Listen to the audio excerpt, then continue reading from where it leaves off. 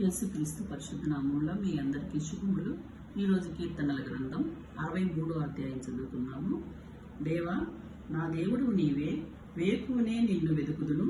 నీ బలమును నీ ప్రభావమును చూడవలెనని పరిశుద్ధాలయమందు నేనెంతో ఆశతో నీ తట్టు కనిపెట్టి ఉన్నాను.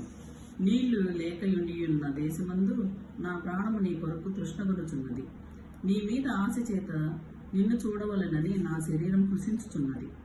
నీ కృప జీవము కంటే ఉత్తమము. నా పెదవులు నిన్ను స్తుతించును.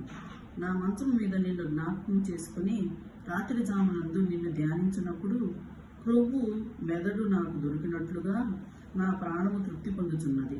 ఉత్సహించి పెదవులతో నా నోరు నిన్ను గూర్చి గానం చేయుచున్నది. కాగా నా జీవితకాలం అంతయు నేను ఇలాగనే నిన్ను స్తుతించెదను. నీ నామమును బట్టి నా చేతులెత్తెదను. నీవు నాకు సహాయుడవై ఉంటివి. నీ రెక్కల చాటున శరణుచొచ్చి ఉత్సాహతను చేసేదను. నా ప్రాణము నిన్ను అంటి వెంబడించుచున్నది. నీ కుడిచేయి నన్ను ఆదుకొనుచున్నది. నా ప్రాణమును నశింపజేయవలెనని వారు దానిని వెదుకుచున్నారు. వారు భూమి క్రింద చోట్లకు దిగిపోవుదురు. బలమైన ఖడ్గమునకు అప్పగింపబడుదురు. నక్కల పాలగుదురు.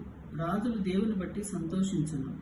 ఆయన తోడని ప్రమాణం చేయు ప్రతివాడును అతిశయించున్నట్లు అబద్ధములాడు వారి నోరు మోయబడును. ఆమేన్. దేవుడు మిమ్మల్ని అందరినీ దీవించును గాక.